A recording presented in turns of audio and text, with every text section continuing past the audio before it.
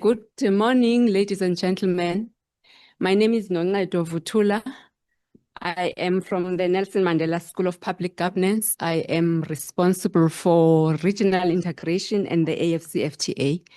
And I will be moderating the session this morning. And our session deals trade facilitation, which is one of the most important areas under the AfCFTA. Because in order for us to be able to trade, we need to have the trade facilitation right.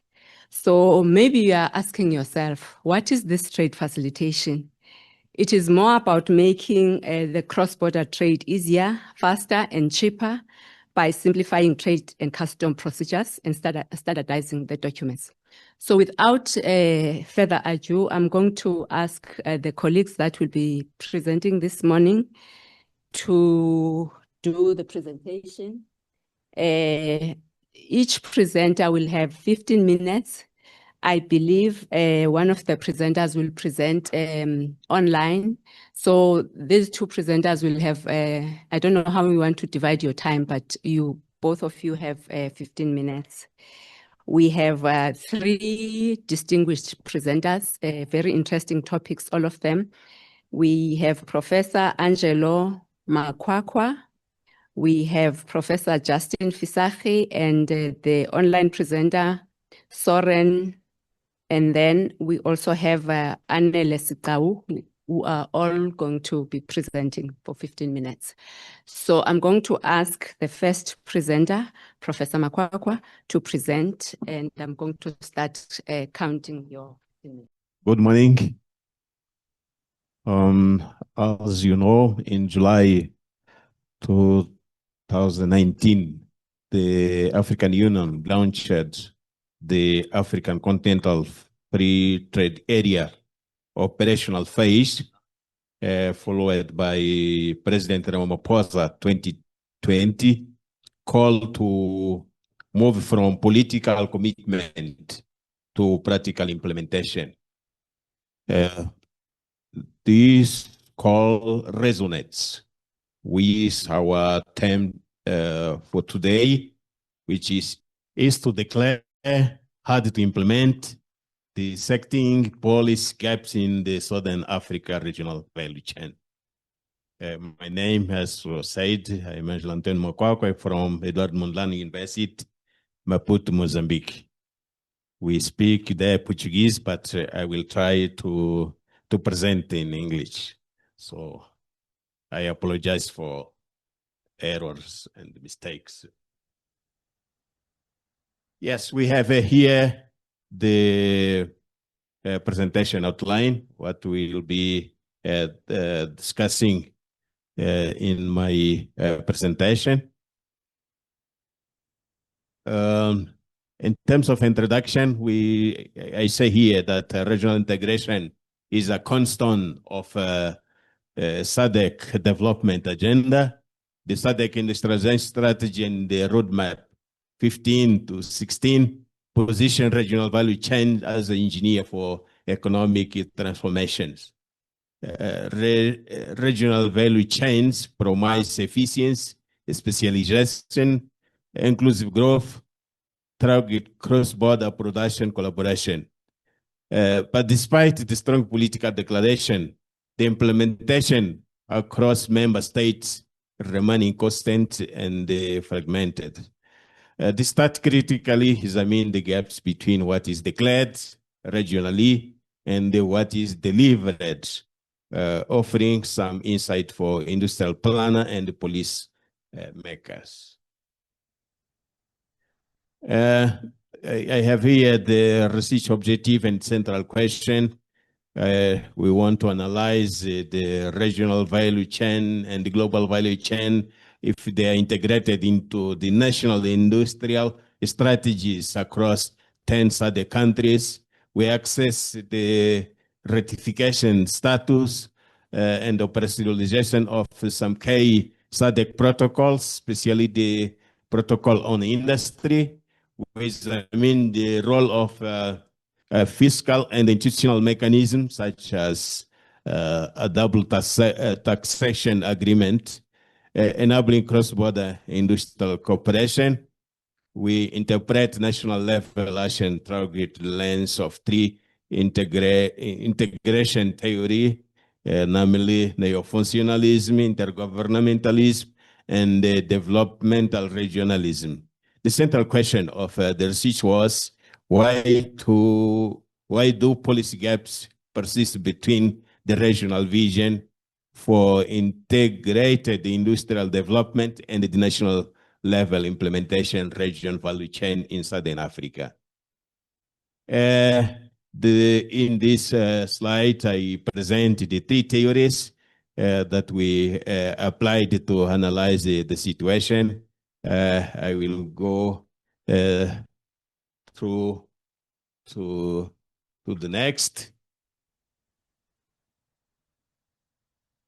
In terms of methodology, we use the qualitative content analysis focused on SADC protocols, national industrial policies, fiscal instruments, and also we did the sample of 10 indicated countries that is in the list. In terms of data source, we get these documents that we then did the analytical dimension was the alignment with SADC industrialization strategy, the inclusion of regional value chains and the global value chain strategies, the ratification and the operationalization of the regional protocols, the institutional capacity and the resource mobilization mechanism. Here we have some theoretical background of the study, the potential benefit of global value chains, expanded export, job creation, skill development, spillover efforts as a knowledge transfer to the local firms. There are some key challenges like the uneven labor market efforts, and the skilled workers benefit more than the vulnerable groups like lower skilled and women's.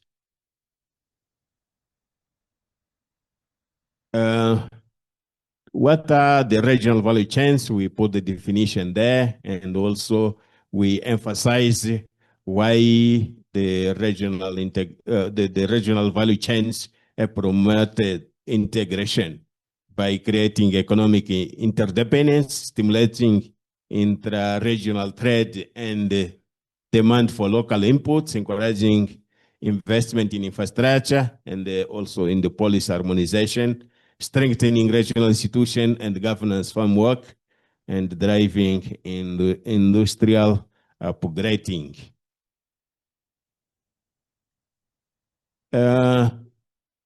We say that regional value chains don't just drive integration, they emerge from deliberate regional planning and cooperation. Their formation is often a byproduct of trade agreement, joint infrastructure, and industrial alignment. The policy foundation for regional value chain growth is harmonization of regulation and standard across borders, joint investment in transport, energy, and the industry, as was emphasized in the opening speech. The coordination, coordinated industrial policies and the fiscal framework, the strengthening of regional institutions to monitor the facility and facilitate cooperation. When we did the analysis, we find that in terms of alignment of national policies with the regional value chains goals, all the 10 countries, they include the value chains development in their national industrial policies, but only 60% explicitly refer to regional value chain objectives. 30% include address to global value chains in the strategy. 20, identify prioritized sectors for regional value collaboration, for example, agro-processing and manufacturing. No one include the mechanism for joint resource mobilization for cross-border investment and partnership. In terms of ratification of the protocols, the protocol on an industry was adopted in 2019 to provide legal foundation for industrial integration, require 230 for member states to enter in order to enter into force. As by 2024, only six countries have ratified the protocol. 4 countries signed but not ratified. 6 countries not signed, not ratified. The implication is protocol is still not legal binding regional wide. Legal delay undermine the coordinated policy implementation across SADC.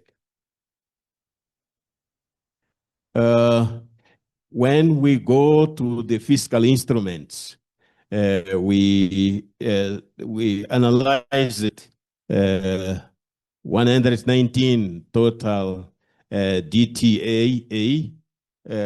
We in the selected 10 countries of SADC.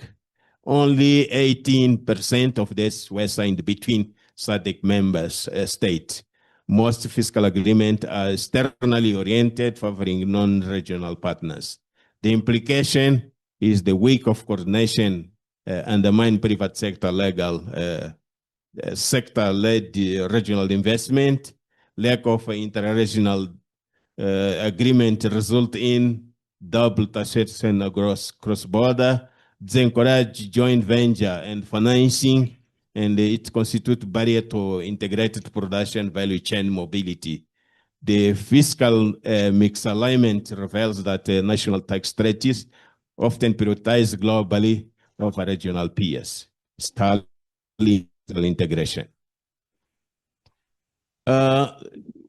When we discuss this finding using the theory, we see that in terms of neo-functionalism, sectoral cooperation has not triggered deep institutional integration, weak ratification, lack of policy harmonization under the momentum, minimum fiscal alignment, limit economic interdependence among member states.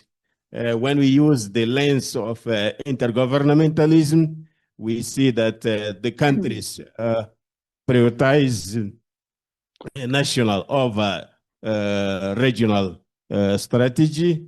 Regional protocol remain unsigned or enforced due to political discretion. Selected engagement reflects strategy self-interest, not collective planning.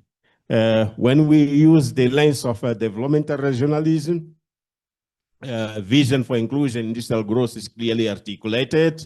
Implementation falls short due to the capacity gap, uneven commitment, and limited coordination. Without a binding framework, development goal remains symbolic. Integration in SADC is declared at the regional level, but filtered target national, resulting in fractured key implication for SADC and member states. Ratification is critical. Operationalize regional strategies, harmonize the fiscal and the investment tool, mobilize the resources collectively, strengthen institutional capacity, embed the sectoral priority, the true regional industrialization, require moving from cooperative rhetoric to collective action, ensured by law, finance, and strategy.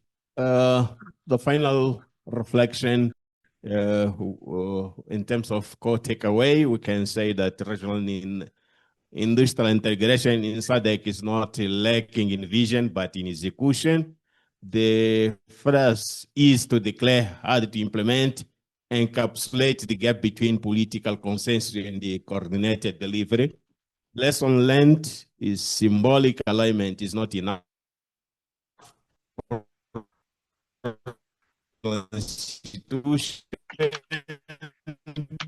shifting focus to tangible cross-border project that demonstrates results, cultivate a mindset of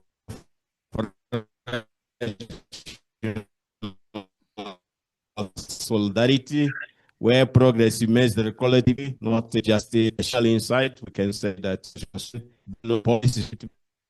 insightful presentation highlighting the importance of regional value chains and regional industrial strategies in the implementation of the protocols. May I give the floor to Professor Visagie to do the presentation, noting that at the end of his presentation, the colleague online will make the closing remarks. Thank you. It's a pleasure to be with you. I have my co-author online, so hopefully he can make a few comments. But just to acknowledge Dr. Scholvin, who's the lead author, and Professor Chirok too. I think it's worth saying something because this paper is really about the expansion of services into the rest of the continent. And here we are at the Industrial Development Corporation. But I think services are increasingly seen as a viable path for development. First, Africa has been experiencing a lot of urbanization, but without the industrialization. So it begs the question, where to next, where to now? But I think it's also a false dichotomy to think of services and manufacturing as different sorts of things. Often they're very bundled together. The sort of consulting work that can help improve processing within manufacturing, the embedded services that go into any production line, and then post a product, of course, there's a whole lot of aftermarket services. So we should avoid sort of polarizing the issue. I think another thing to just front and center when talking about services is that, tradability is key and not all services are the same. So yes, the local hairdresser doesn't really offer much scope for Africa to sort of expand and develop. But there are other sorts of services like built environment to construct infrastructure across the continent, which are really important. So we need to sort of bear this distinction in mind. And digitalization has also been disrupting our previous paradigm. So things like healthcare, which we always thought was something that was inherently locally traded. Now you get sort of e-health and sort of teleconsulting. So these boundaries are increasingly blurred.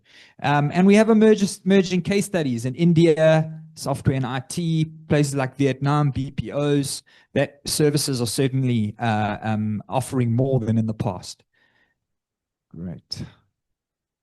The context in South Africa is also one of a saturated and stagnating market. And yet we do boast mature capabilities in many service sectors.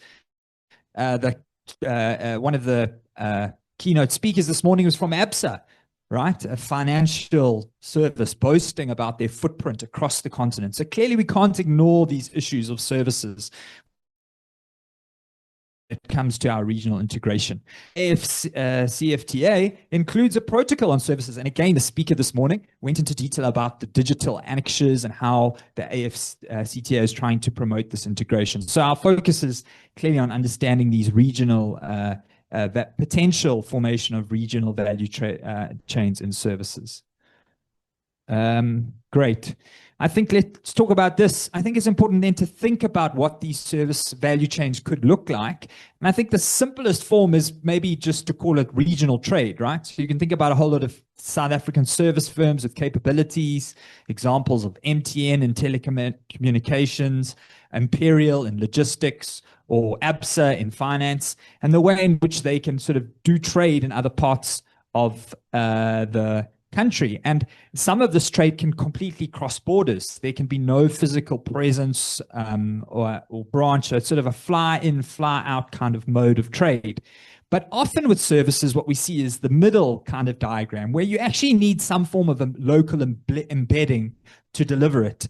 And this is sort of arguably a sort of two-country form of value chain where there's some form of embedding.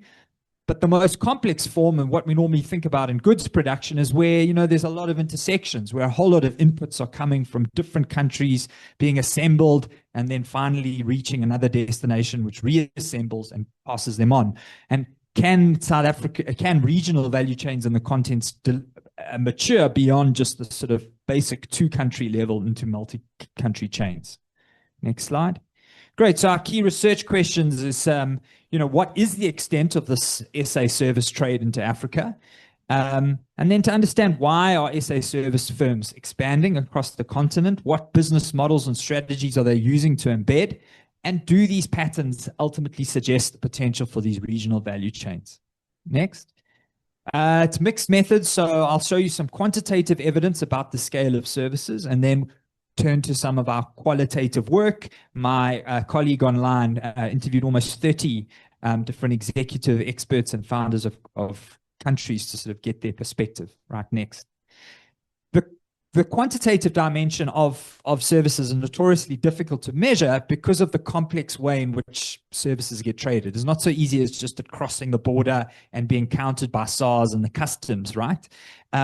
But nevertheless, there are different sources we can have a look to get some sense of the scale of this. Next slide. One of them is from the Reserve Bank. You can record these different, the South African Reserve Bank record these different transactions electronically. And this shows you the share of service exports reported by the South African, the South African Reserve Bank from 2005 to 2024. I've taken out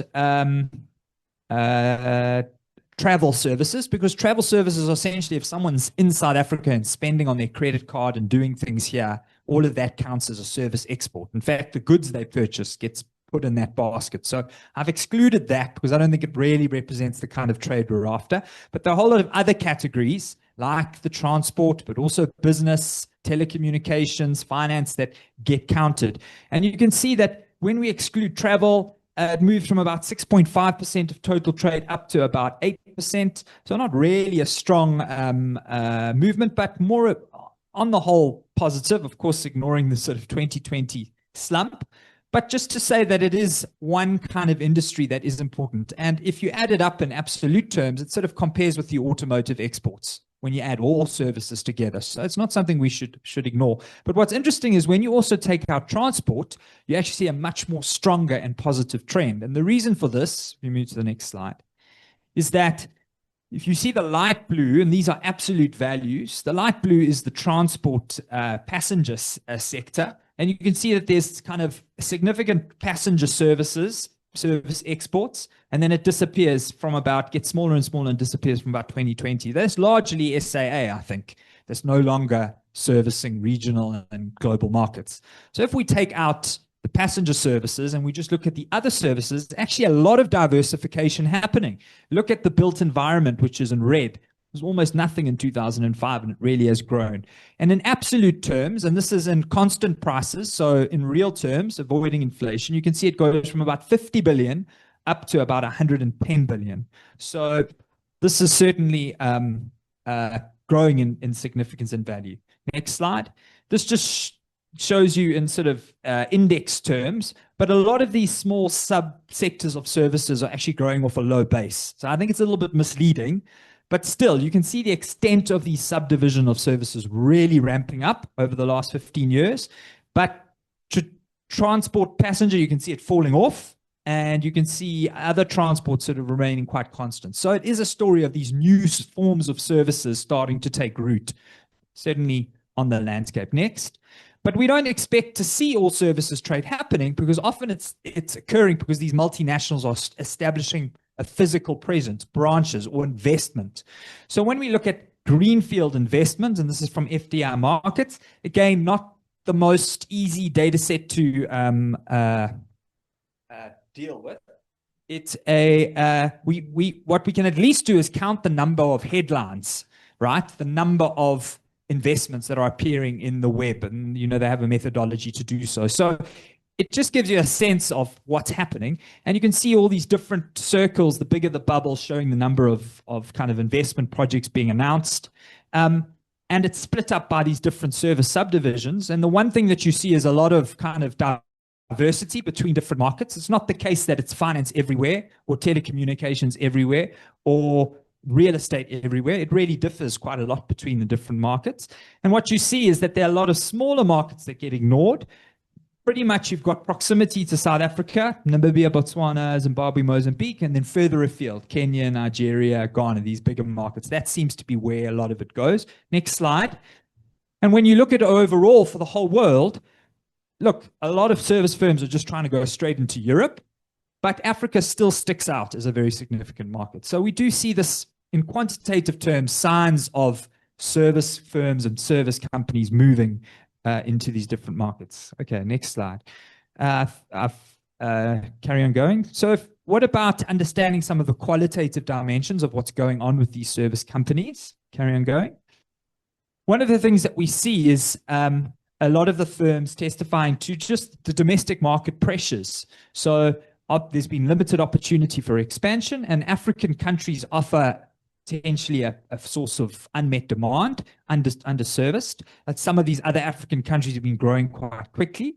And there's less competition from other big multinationals. So you can imagine it's a lot harder for a financial company trying to sort of penetrate Australia or Europe or America than it can be for some of the local African markets. The downside is that a lot of these cases are considered to be risky and unstable. Next slide. What we do see happening quite interestingly is where a big company does move into an African market, let's say an example of financial services, they often have other things that they need in terms of servicing their market. So they have established clients in South Africa, such as in IT and telecommunications, and that often opens an opportunity for those clients to then follow these lead firms into these markets. So this, again, a sign of a kind of emerging regional value chain going on. And many of these firms believe that their South African experience equips them for servicing the region, but it is contested. Other people feeling that South Africa actually doesn't resemble the conditions in much of Africa, and that's sort of a false sense of insider advantage. Just some quotes. I'm running out of time, so I'll just pick one at the top. It says, this is from a logistics firm, we just haven't been able to grow in Australia like we have here in Africa. And I think part of it is because everything there is efficient. You don't need to bring the same value add that you do in Africa. Okay, great. Next slide. Of course, there are different motivations for how they expand into the rest of the continent. And what we find is that while localization is widespread, there are different approaches to doing it. So a local presence seems critical for service firms to do business, but they can achieve this in different ways. One way is you can have local partners, right? And through those local partnerships, it provides you with some feet on the ground, or you can go all the way through to actually setting up a physical investment and office.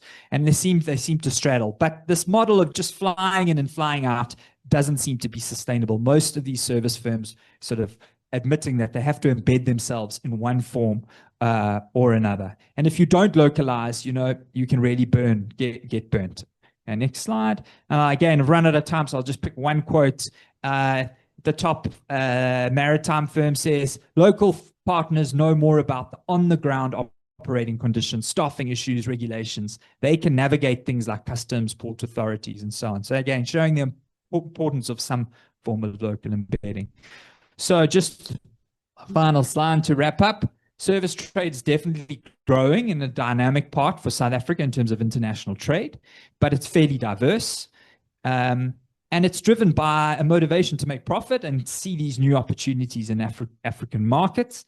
But many of the smaller sort of African countries can be ignored. Localization is a key part of that strategy, with firms requiring some form of local presence. But overall, our sort of sentiment is that while service-based trade is definitely emerging, it's fairly limited as a regional value chain. So we see a lot of firms don't go from this linear path. What we would want is a linear path sort of creating these regional nodes, which can ultimately then move into global markets. And unlike manufacturing, we think that service firms have fairly shallow value chains to begin with. You're not actually combining a lot of complex inputs. And I think that inherently limits the scope for the regional value chains.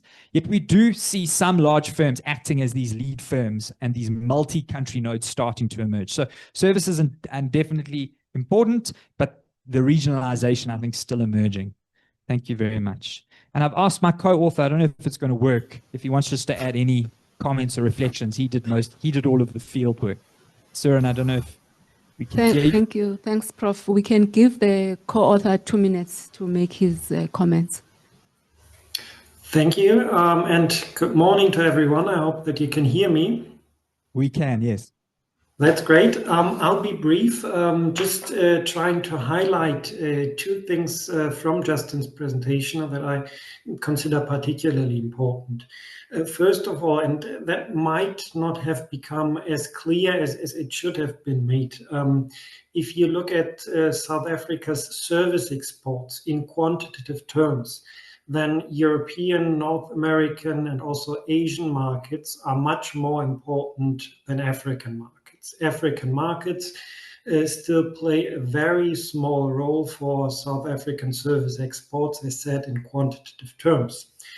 However, and that became very clear in the presentation, it's different if you look at investment projects. African countries are very important for investment by South African service companies, and they are certainly not less important than European countries. So what does that mean about trade in services and investment in services?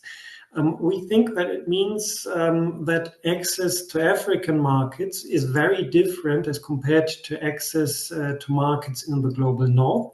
It requires having feet on the ground, a local presence, as Justin explained. And it also perhaps tells us something even more interesting about the way that these South African firms internationalize and their role in the corresponding value chains. If you think about exporting services without a local presence in global value chains, for example, South African IT companies that export services to European markets, then it's about South African companies taking a subordinate role in these value chains that doesn't require much coordination, doesn't require local presence to access markets and interact with clients there in person, which probably Thank you. limits. Can you please wrap up your presentation? Thank you. Okay. So we think that there are substantial differences between global and regional value chains. And the second issue that I wanted to highlight, even though it became clear in our research that a local presence is essential to being successful when engaging in African service markets, there appears to be a perception by South African companies, many companies, that they understand African markets very well and that they have a competitive advantage because of being from South Africa, which sometimes leads to different business strategies. So without local networking, local engagement, and embeddedness, and these business strategies tend to lead to failure. Thank you. Thanks, Prof. Visagie and the online presenter for that insightful presentation, focusing on the services sector in Africa and also highlighting the priority sectors that are growing in the services sector. Okay, our next presenter will be speaking about one-stop border posts and free movement of goods and people as a mechanism to advance the AfCFTA implementation. Also a very important topic under the AfCFTA implementation, which is one of the game changers for trade facilitation.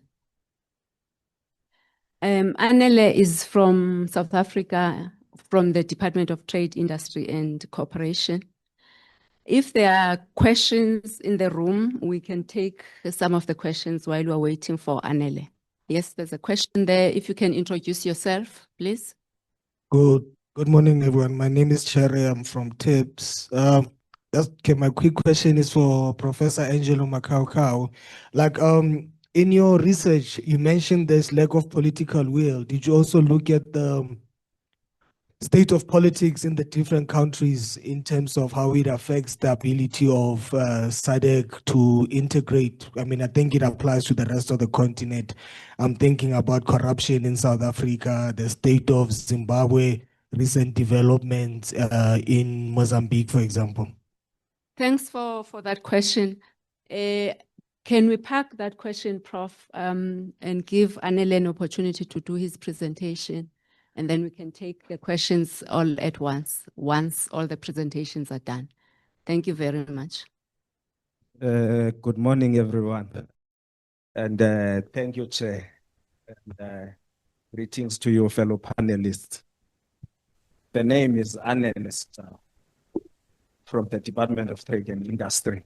It's a bit nerve-wracking. I almost became a runaway groom.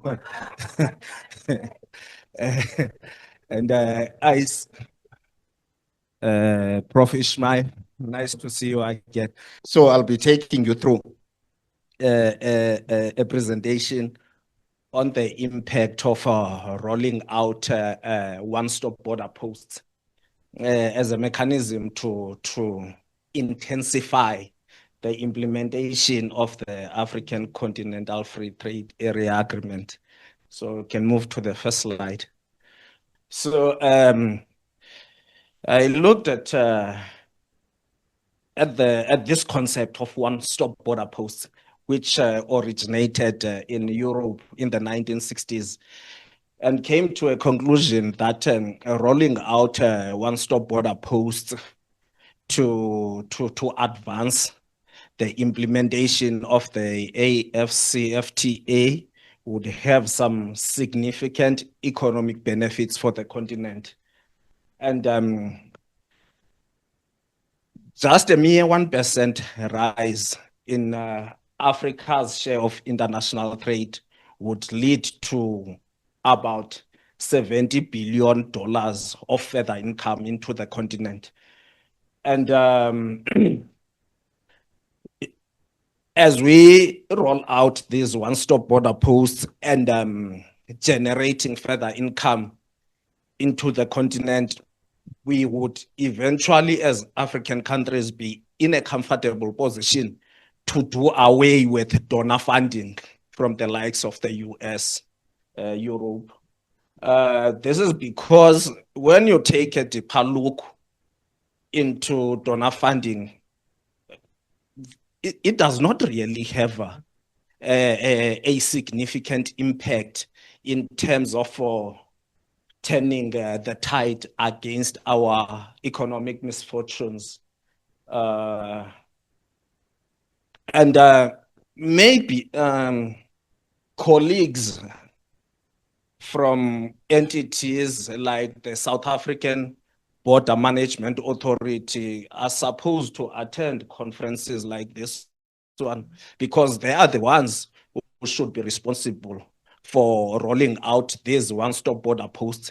So they also have a role to play in terms of advancing the implementation of the African Free Trade Agreement.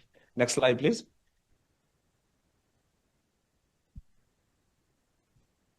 So what is this AfCFTA? I think I can skip that. I'm sure we all are aware what it is. But should there be someone maybe who's not aware, it is a framework agreement looking into trade in goods and services, intellectual property, and investment, as well as competition. So it aims to no, you moved too fast. You should wait for thumbs up. So it aims to create a single market for goods and services facilitated by movement of persons across borders to intensify economic integration in the continent. So in this context, what would be a one-stop border post or a border post? Something loosely, most of the time, referred to as a toll gate. We shall call it a toll gate. So one country over goods from the other country at a one-stop border post or at a toll gate. at the border post, you find different agencies operating there, like your customs, immigration, who are involved in documents processing and goods control. And then because, say, for example, goods are moving from South Africa to Zimbabwe, now you'll have South African customs and immigration. On the other side, you also have Zimbabwean customs and immigration. So these processes that get under as a part of crossing the border get duplicated. So a one-stop border post where the entire process will happen on the one side would sort of fast track the crossing over of goods to the next country. Let me not go through point by point because of insufficient time. You can move to the next slide. So as I said, they were identified in Europe as a solution to problems like the multiplicity of processes, the delays in the border gates. And so as we implement the one-stop border post, they will not only decrease the cost and delays incurred by the companies, but they will also enhance competitiveness. And maybe what is also worth mentioning in this slide is that the one-stop border post concept reduces journey times for transportation and travelers and shortens clearance time. You can move to the next slide.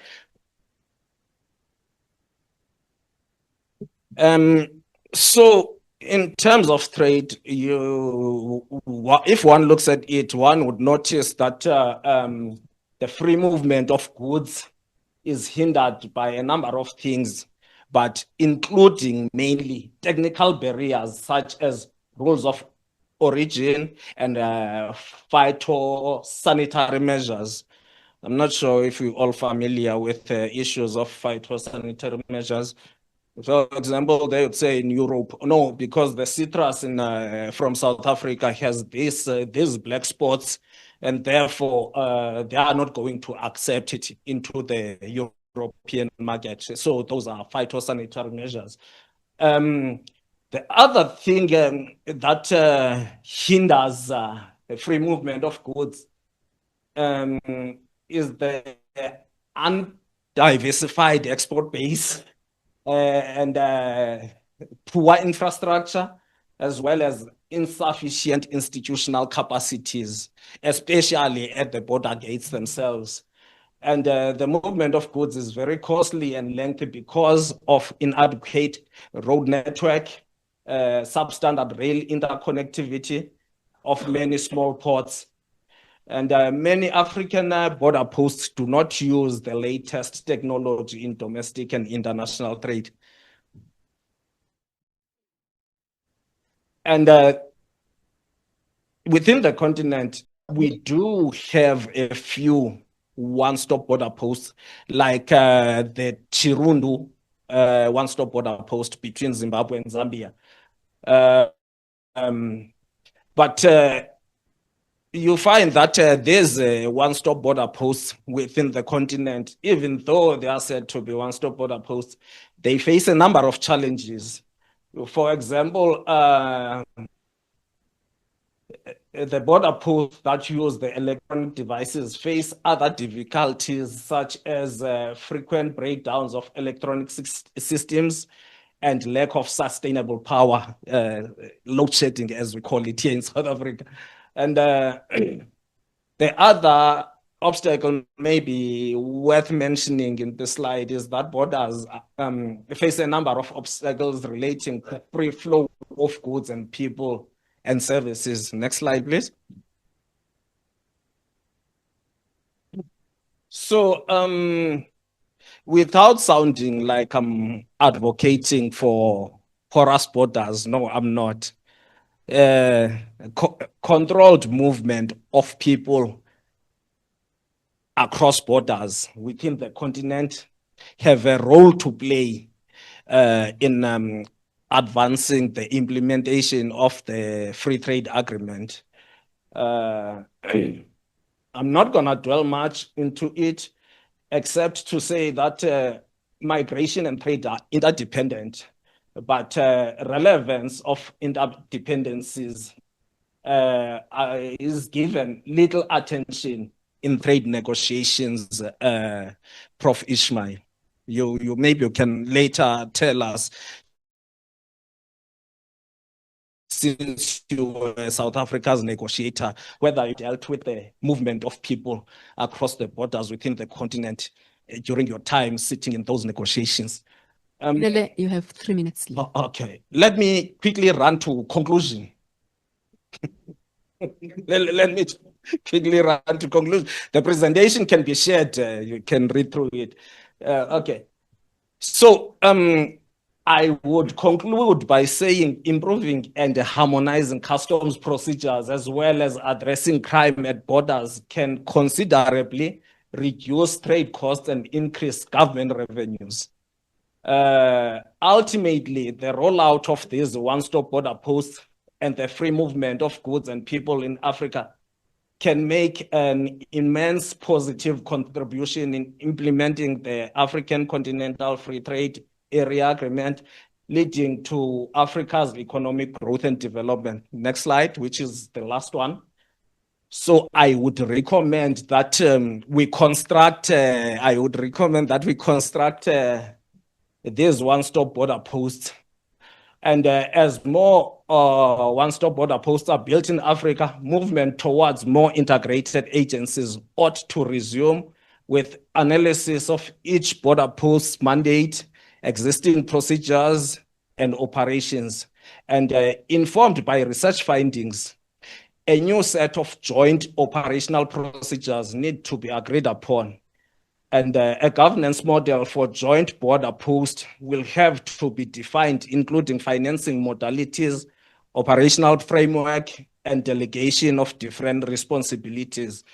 After which the joint border post is in place, a monitoring and evaluation system should be in place to measure impact of the changes and to identify possible bottlenecks at the border post. Thank you. Thank you so much. Let's give our presenters another round of applause. So we've had very interesting presentations, one on the regional value chains and industrial strategies, one on services, and the last one on one border post. We already received one question from the room. I would like to take 2 or 3 more questions and also watch the questions that are coming online. I have 2 hands this side. Can you please introduce yourselves and ask your question? Thank you. Hi. Hello. Okay, great. Hi. Hi, everyone. I'm Alex from Germany, Trade and Investor. I've got a question for each one of the speakers. To Prof. Ângelo, what reasons did the various governments say or give for not signing? So what was the predominant reason why they are not signing? For the service presentation, which sector is the largest of the service sectors that you found in this area? And in the last one, the dtic, that was a very interesting presentation. My question obviously will be the one about how are you thinking that we are going to, and I'm trying to find the words here. You said that you don't want to open, it's not porous borders. Exactly, it's that question. Not porous borders, you would like to have controlled, yeah, it must be controlled. Now, how do you, exactly, controlled free movement, exactly. Now, considering the situation that we have already here in South Africa with porous borders and everybody's against foreigners, blah, blah, blah, what do you suggest? Has your presentation actually been offered to government or to the people of or the AU or anywhere that they can actually take it further, or is it just a wonderful idea at the moment? Thank you. Thank you. There was another hand this side. Thanks. My name is Tami Mapija. I'm a senior government official from the Northern Cape. So I just want to check, and I'll refer to the Prof, just to check. For me, it's all about understanding as well. So in our interactions on the green hydrogen, this is how we've been interacting with Namibia as an example. The feeling I get and what I see, and maybe some of these lessons could be shared with South Africa. So for instance, Botswana and Namibia, there's free movement there. There is no requirement. I'm talking about people. There's no requirement to produce, what do you call it? What do we produce in our country? Passports. Yeah, they only use their IDs and they cross. And I was informed that Mozambique is also going to be part of that. So it almost feels like part of SADC is organizing themselves outside of South Africa or excluding South Africa, or maybe South Africa not participating in their processes. I'm not sure. I just thought I might just give the statement and yeah. But where this was mostly accentuated is when we sit in international stages looking for money for our projects. I know Namibia will be very competitive to the extent that they will even remind the world that there is load shedding in South Africa, but they get electricity from South Africa. So like, I don't know, I'm just posing this because I think this regional interaction, it's not happening. I was quite happy to see the political parties meeting over this weekend. I'm hoping that something will come out of that where we can really be talking to each other as a region. Thanks. Thanks, Tami, for that question. I'll take one more hand this side. Thank you, Chairperson. I'm Umkholo from Northwest Provincial Treasury. Mine goes to Anele. It's just a suggestion, my brother. Just of lately, if you introduce something, you cannot introduce anything of lately without talking of ICT technology. I'm suggesting maybe from your study, you should also assess the level of ICT in border post to bring efficiency in your one-stop border post. Thank you. Thanks. I'll take another question there. There's another hand. Thank you. Mohammed from APSA. I think I have a question for each of the panelists. I'll start with Prof. Ângelo. Prof. Ângelo, you mentioned only 20% of the countries identified the priority sectors. Any insights into what this actually means? Does it mean that the countries are not prioritizing certain sectors from a regional value chain perspective? Or do they have issues around not understanding what a priority sector is? Maybe you can just give more insight there. Prof. Visagie, for you, I think the question I have is, did your research kind of think about the tax regimes across the jurisdictions? Because those normally are the barriers of export services. So just maybe provide a comment on that. And then Mr. Anele, you know, in terms of the one-stop border post, what were your views or insights around quality and quantity checks in terms of, you know, local rules and local standards? So for example, if South Africa is going to be checking goods coming from another country, how do we ensure that the quality and quality checks for that country are met as well, given that that process won't be happening on the other side? Thank you. Thank you so much for the questions. I'm now going to ask the presenters to respond. I'll start with you, Prof. Visagie. There was a question about the sectors, which one is the largest? And then there is this Next question about the prioritization of the sectors. The tax regimes, yeah. Thanks very much for the question. On which is the largest sector for services? I wish I could give a straight answer, but unfortunately I can't. And I think it's a useful discussion to highlight. And that's because trying to quantify what's happening with service trade hasn't been easy.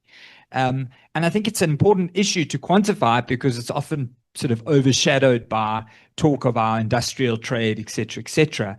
And yet, you know, the sense on the ground is that there are many active service firms. So for us to be able to quantify that is important. But the reason it's difficult to do so is because services trade measured by the WTO has a number of different ways in which it can happen. They talk about the different modes of measuring service trade. It can digitally just cross borders without any kind of, in a similar way to a product. But it can also, you can have someone, you can travel as an expert into a country from a company, deliver your service there and then sort of travel back. Or you can have the other way around, they can sort of travel to you. And the last mode is about you establishing a commercial presence. And that's currently not actually captured for African countries. So when it comes to the South African Reserve Bank balance of payments, all we've got actually is a sort of total service exports figure. We don't know where those exports are going to because they don't record which country it goes to. So that's also a bit of a black box. And also, as I say, we're not capturing the sort of sense of actual and physical investments that are going on. So at this point in time, I don't think we can actually give a hard answer on to quantify that services. But just to say that with the data that we do have, you're seeing this ramp up of services, international services trade, and you're seeing a diversification where it used to just be transport and travel. Now you're seeing built environment and other things starting to emerge. On the side of actually investing, measuring investments, there are commercial databases that you can purchase and analyze. The one that we reported some figures for was from FDI Markets. But again, it's pretty unsatisfactory as an economist when you look at the methods. What we did is we just counted the number of like almost headline investments. But of course, one investment could be massive and one could be really small. But overall, when you just look at those counts, interestingly, you see a lot of different sorts of services going to different regions. I can't remember offhand, but it was like Nigeria was more telecommunications and Ghana was more financial and Kenya was more business. You know, it didn't just follow the same sort of pattern. So I do think we're seeing things going on, but at this time, I don't think we can really quantify it so well, but just get that sense that it is active and there is a lot of diversification going on. Sorry for the unsatisfactory answer. And then on the question about taxes and tax regimes. So I'd love to have a follow-up discussion after with you to sort of better understand it, because as I've dived into this world of services, there's no customs happening in services at all. You don't pay any customs. So in fact, we've got access to some really nice data at SARS where we can match it to firms and things, but SARS don't collect. There's only the I forget the acronym for it, but basically the regime for classifying products and attaching customs. So when it comes to taxes, there would just be the country's level of taxation and maybe some form of tax evasion and aversion that goes on. But it's not actually the main barrier. My understanding is it's the protocols and the regimes and other things about local content and equity for investment that becomes the sort of practical barrier rather than like what customs are going on. So it's a different sort of issue for services trade. Thank you. Yes, Prof, you may go ahead. Thank you. I didn't took the names of each participant who asked the question. But I will start with the first one who presented a question regarding the political impact in the implementation of regional value chains and industrialization. What I can say is in my presentation, I said that I did quality study where I did the analysis of contents of key documents that I referred, namely National Policy on Industry and Strategy, the SADC protocols, ratifications, the fiscal instrument. So I didn't analyze the political impact on the subject of the study. But that was said in the opening section, political, democracy, good governance also are important in order to develop the industrialization. So I think other studies can be done in order to assess how the political situation in each country are interfering on the implementation of industrialization.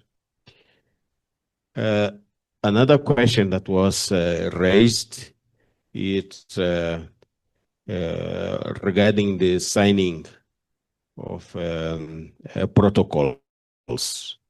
I think it's important to discuss this dynamics of signing of and the ratification of the protocols in SADC. As we know, the protocols must be signed, then to be effective, must be ratified by two sets of members. And then the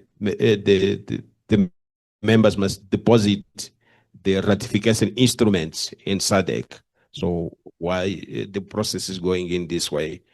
So I think it's an issue that we can consider in future studies to see why the country signed, but the national parliament are not ratifying that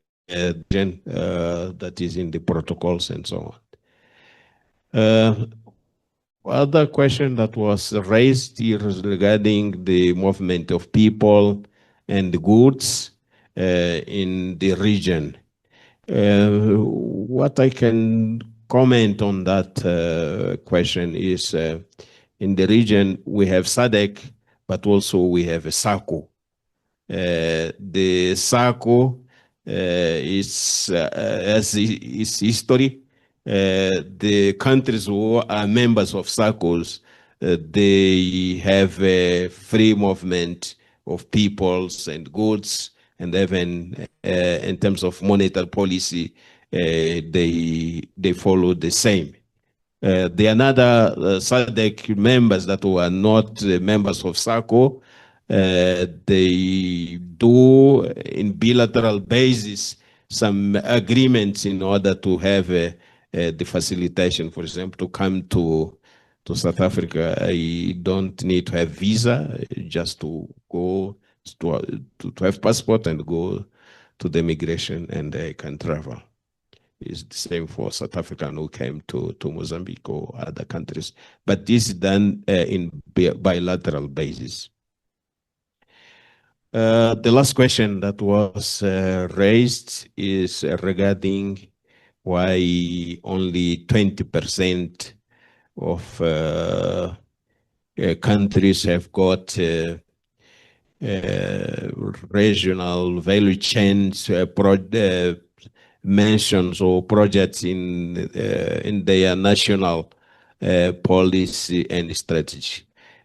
In this point, I can say that the protocol and the strategy and roadmap of implementation of industrialization say that each country must take into consideration its national investment strategy, the regional value chains in account. But when a country establishes policy and strategy on industrialization, what we saw analyzing the national documents is that there's not there. So it means that the political commitment, yes, but in terms of implementation, is not there. In order to develop the regional value chains and industrialization, there need of including having these projects included and also having the framework needed in order to implement such projects. Thank you. Thanks, Prof. Moving on to the question that was posed to Anele. Thank you.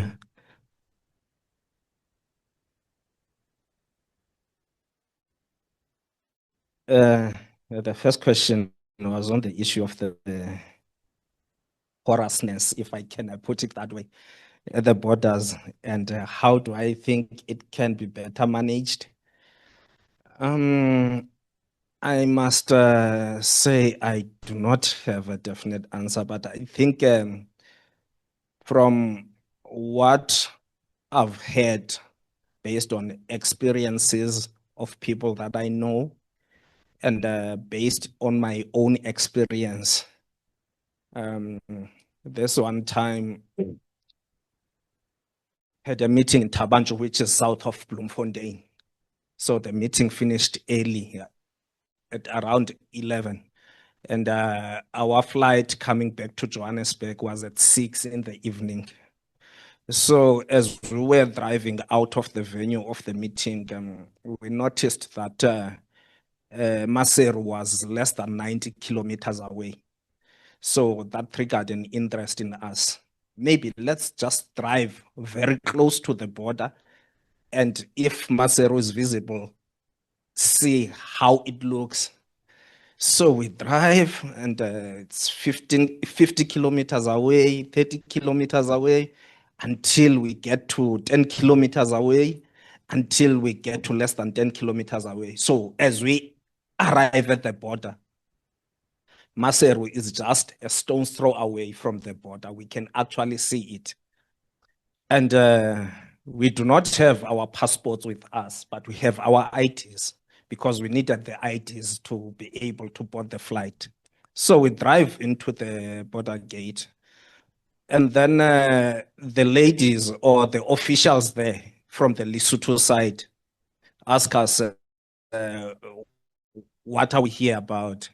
He said, no, we had a meeting in the neighborhood, so we just thought we want to see how Maseru looks like. So we decided to drive to the border gate. And they said, do you have your passports? We said, no, we have our IDs. And they took our IDs, looked at them, and they said, okay, you can get in just as you promised that you'll get out. And we said, we said, no, we just want to go to the other side, have lunch, and exit. And indeed, we drove into Lesotho, went to KFC, had our lunch, drove out. But the interesting thing that I noticed as we were driving in and as we were driving out is that on the side into Lesotho, we were checked. But as we were exiting Lesotho, even though there were members of the South African police at the border gate, we were not checked as we were leaving Lesotho. That tells me that anyone who wants to exit Lesotho into South Africa can just get into South Africa uncontrolled. But if you get into Lesotho, entry into Lesotho is controlled. So it's such issues that need to be checked. Maybe let me pause there on that question. On the advice to also look into ICT as part of research, I appreciate that advice. And in terms of quality checks of goods from one country to the next, I did not look into that as part of the research. But what I came across was that if, for example, goods are being delivered from South Africa and they have to cross through Zimbabwe to the next country, you find that South Africa maybe accepts a certain tonnage per truck on the road.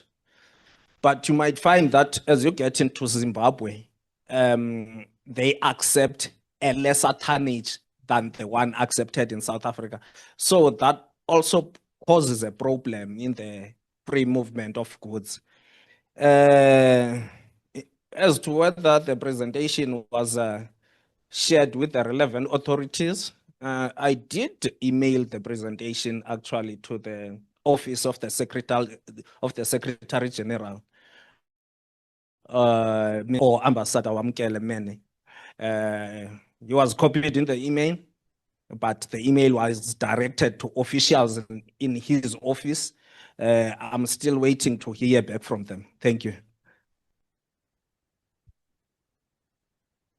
Thank you so much for the responses. We are out of time, but I'm going to ask that we take another round of questions. The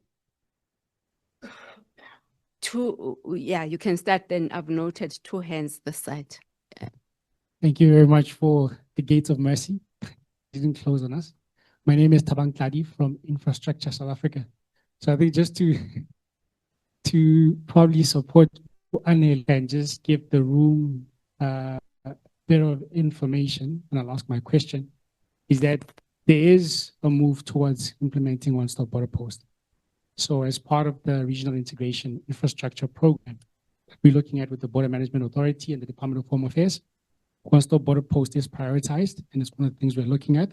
However, we acknowledge that there's difficulty in getting agreements with neighboring countries. And that's one of the sticking points that's there. But on the ground, you do find that there is cooperation between the country agencies. So we have already gone to the market for 6 border posts, which is Kopfontein, the Northwest, and Lebombo and Beitbridge.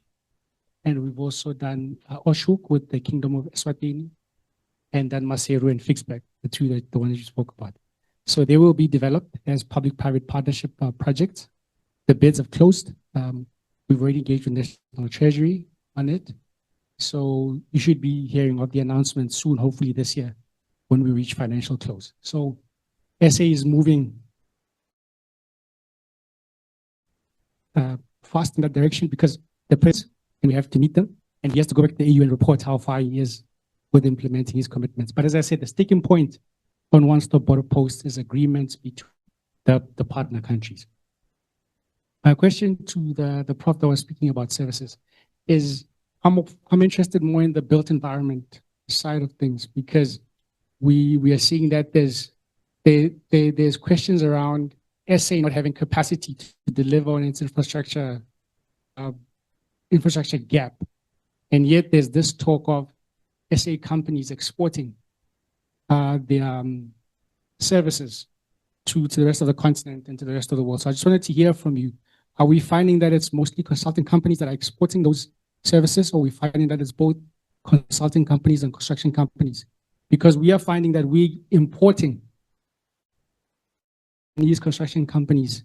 We are doing a bridge in the Eastern Cape, one of the tallest bridges on the continent, and we're working with Chinese construction companies. So the question then becomes, when we are discussing the African Continental Free Trade Area agreement, we are also having to deal with the importing of these services from other parts of the world. So how do we balance this export of services and at the same time protect what we require in South Africa? Thank you very much. Thank you. Let's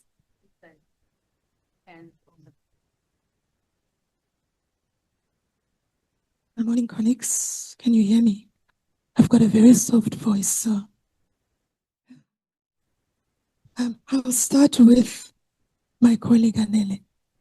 I saw you looking at me when you were talking about the free movement of goods and the phytosanitary conditions, which is right in my area, agriculture.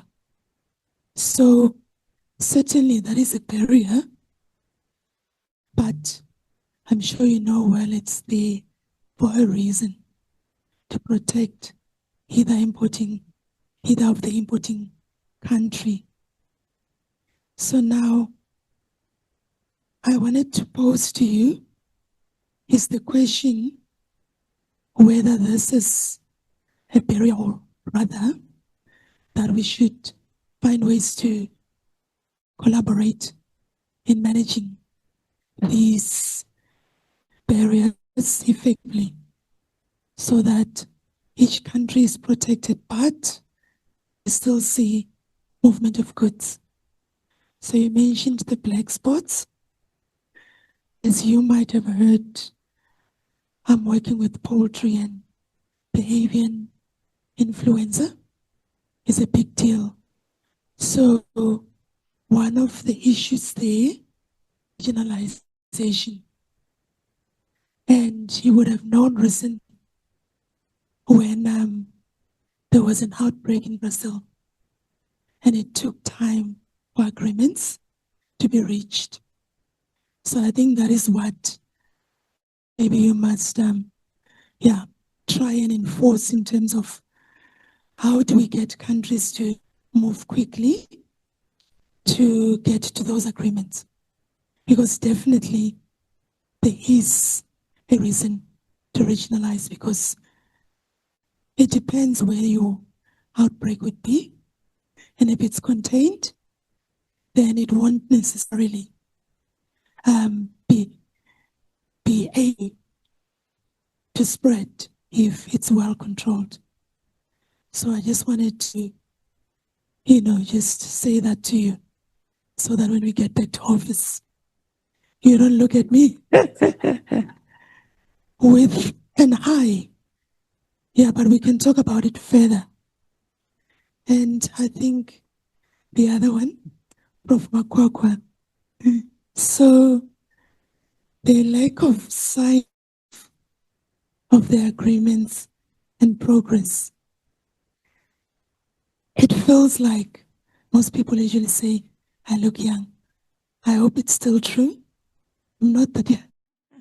But I've had quite numerous times over my lifetime that we have the strategies, but we don't progress. And once again today, here we are, we've got AfCFTA, the SADC protocol. We're not getting ratification. So what is the one magic bullet, that you could offer if there is one? Because we really need at some point to say, yes, now we know how to allay the fears of these countries so that we get some traction. Thank you. My name is Gillian Chigumira from TIPS. My question is for Anele and the gentleman who just spoke. So I'm speaking on behalf of Zimbabwe and South Africa. So from the Zimbabwean side, I know border posts are a large income generation for Zimra. I'm not too sure on the South African side. So I just want to ask, when it's one-stop border posts, where does the income go to? Do the two countries share? Because I know Zimbabwe is a system of, you wake up tomorrow, this instrument 2.4, we're adding this and people need to pay for this. So how would have these challenges been addressed, or is this going to be an issue? Because I know it is income generation for a lot of countries within Africa. Thank you. Thank you for thank you for those questions. Shall we proceed with the responses? I don't see other hands, so I'm closing this round of questions. Okay. Prof, would you like to start? The last, okay. Anele.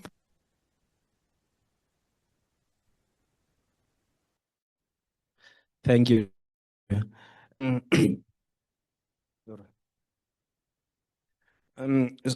Thank you. On the issue of phytosanitary, I do understand that maybe when that measure was introduced or put in place, the people maybe who put it in place might have meant well. But when you look deeper into it, you'll find that some countries, especially those ones in Europe, They use it as a mechanism to prohibit free trade or entry of goods from Africa. You see, during my research, I came across information on various African countries experiencing trade barriers as a result of this phytosanitary measure. You see, for example, there are a number of countries who benefit economically in the continent as a result of exporting fish produce. So some time back, there was a cholera outbreak in some of those countries.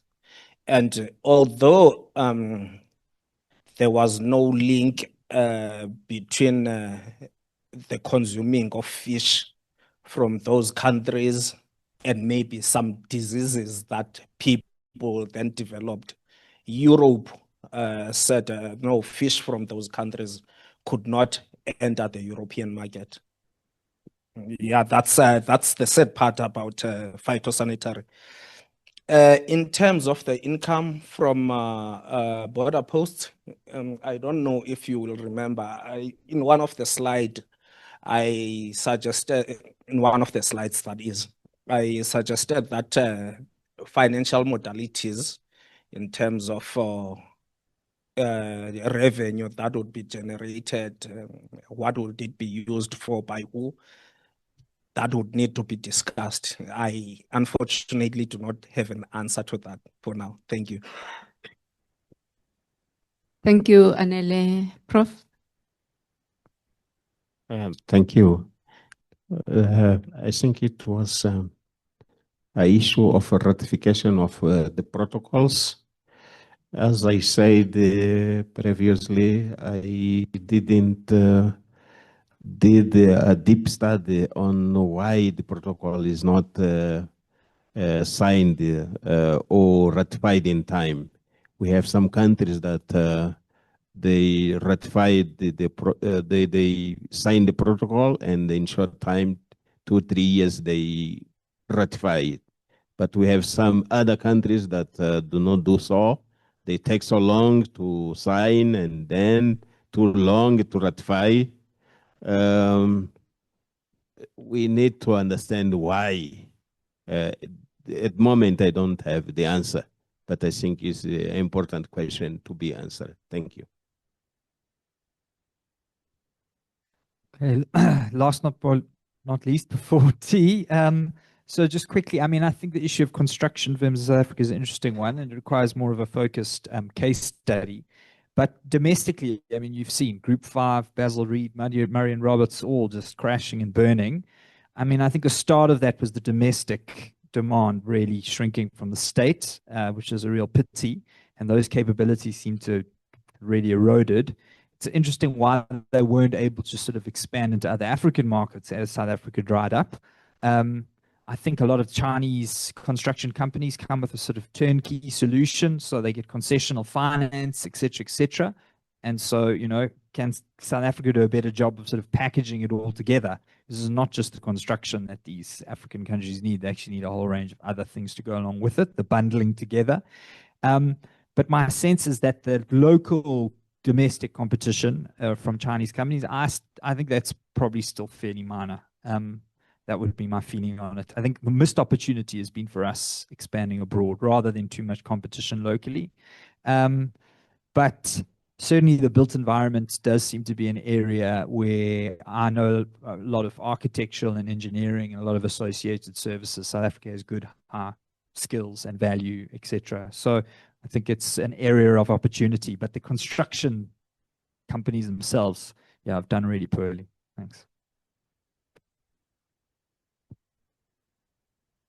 Okay. Thank you, everyone. Can you hear me? All right. Thanks, everyone, for your participation. We have come to the end of this session. And thanks to the presenters for your insightful presentations. we can hear from the questions that there is a need for follow-up research in all your areas. Hopefully, we will see you next year with more presentations clarifying the questions that were tabled to yourselves. Let's give ourselves a round of applause. Thank you.